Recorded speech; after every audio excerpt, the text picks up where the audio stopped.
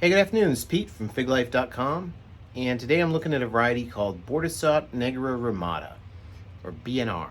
And this is a variety that is regarded by many growers as one of the best tasting figs out there. It's a striped variety that darkens as it ripens, and it has a really good flavor. And I've had to, because the season is kind of winding down here in Virginia, I've had to turn to ripening these figs, or finish ripening these figs under the grow lights. You can see Bordissot Negra Rimada right here behind me.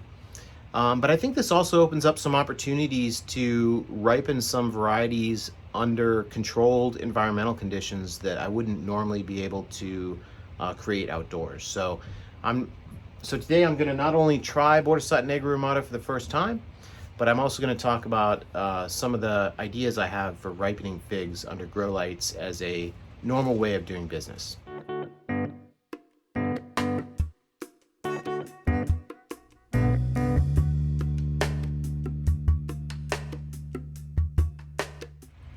Today I'm looking at Bordissot Negra Rimada, and this is my Bordissot Negra Rimada tree, at least one of them. Actually, my other one is just right over there.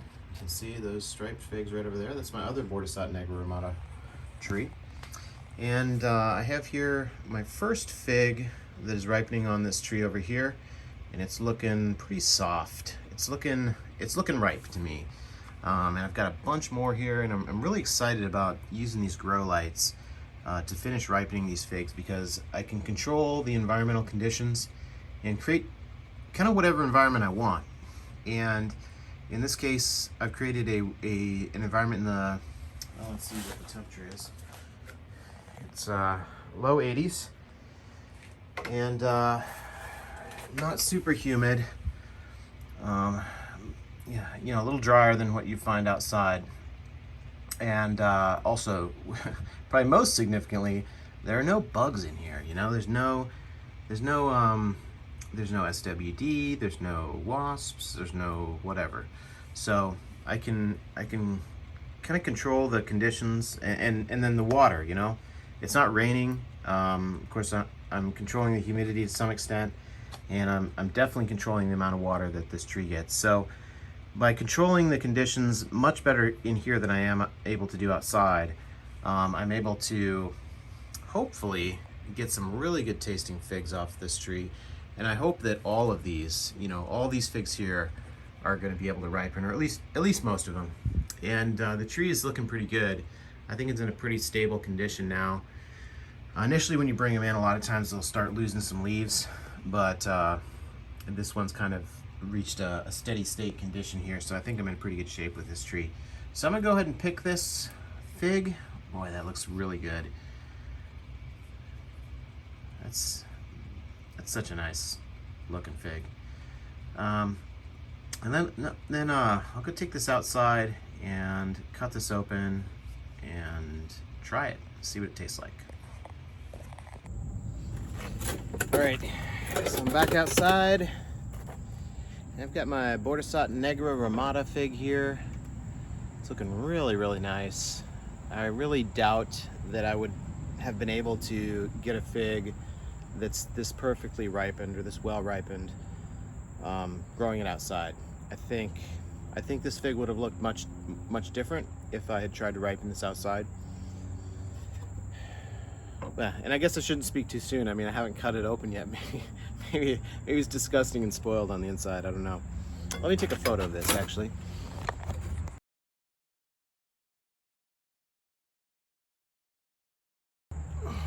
All right. So let me cut this up.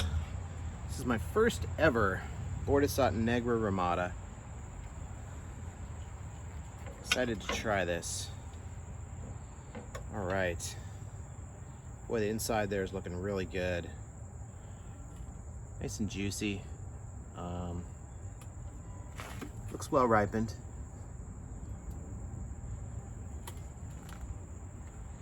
Let me get you know what? I forgot to weigh this thing. Let me see here. 33 grams. Let me get another photo. All right. photos.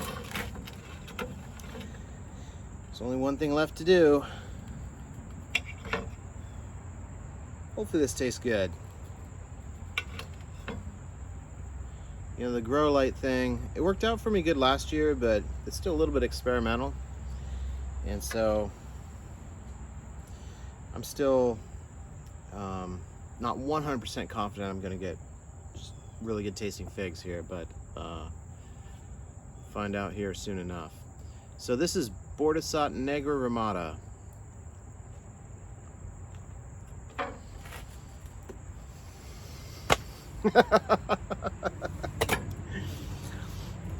That's awesome.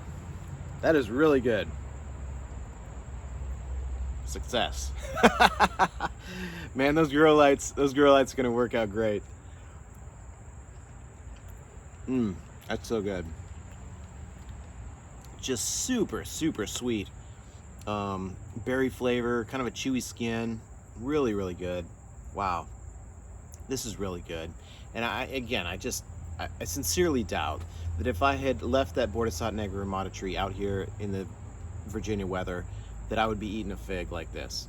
You know, I think this idea of, for some of these varieties, like maybe the Black Madeira types, you know, some of those like that are real prone to splitting, the idea of growing them outside, but then like right as the figs start to ripen, bringing them inside, controlling the weather, controlling the environment, to create more of a drier, hotter climate inside, using the grow lights, and then finishing that whole process of growing figs indoors, I think is a really interesting idea, and I'm basically doing that. I'm basically doing that this year, not so much as like because I think I can get better figs that way, although I kind of do, but actually because I was forced to do that, because I ran out of time. You know, I ran out of sunlight, I ran out of heat, so I had to bring them inside.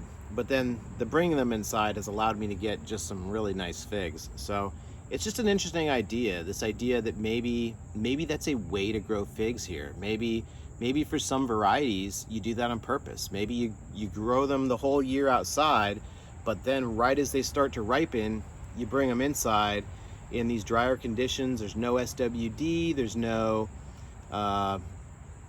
rain, there's less humidity, there's more heat, and you get some really good tasting figs like you probably never could have gotten otherwise. So it's just an idea. I'm still toying with it, but I think by the end of this grow season, I'll have now 2 sort of growing seasons of experience with the grow lights in there and ripening some varieties under the grow lights.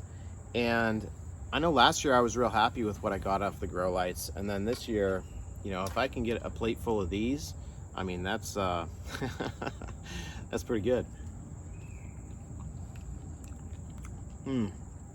Oh my goodness, that is so good. Wow. That's a really good fig. So Bordissot Negra Rimada, I mean, many growers say this is one of the best tasting figs out there. And you know, that was my first one ever, and it was great. Very sweet, berry flavor, chewy skin. I don't know what more you can ask for. But you know, the other layer to all of this is that whole grow light concept, and whether that is in fact like a better way to grow some of these figs. So you know, I'll be continuing to document that as I move forward, because I'm kind of running out of season here. I mean, there's a little bit of heat left, but it's not much, and I got a lot of rust problems going on here. So, you know, I'm gonna be ripening a lot of figs indoors, and a lot of these you know, top tier premium varieties that are also very late. Those are ones that I'm gonna be ripening in the grow room. So more to follow on that. You know, this was just one fig, but if I can get many figs growing indoors in that indoor setup that I showed, like this one that tasted it tasted great, then I think that's something a lot of growers should consider here, because it basically opens up a whole new arena of varieties that people are able to grow. If you've got some sort of plan, and it's something you got to plan that out. I mean, you got to plan that out from the very beginning of the season of like, here's how I'm going to grow this fig, because there's a lot of different considerations that you got to take into account. But I think it's possibly a way to grow figs on the East Coast is to finish them under grow lights in a controlled environment, and not only ripen figs that are really prone to splitting or have open eyes, and so you get all the bug pressure. You don't have to worry about that. But also ripen figs that are very late, because you can keep that grow season going after the rest. You can keep it going, I wouldn't say as long as you want, but definitely longer than like the end of September, that's for sure. So yeah, that was Bordissot Negra Rimada, and just a few thoughts on growing figs, ripening them under grow lights. If you enjoyed this video, please hit subscribe and check out my website, www.FigLife.com.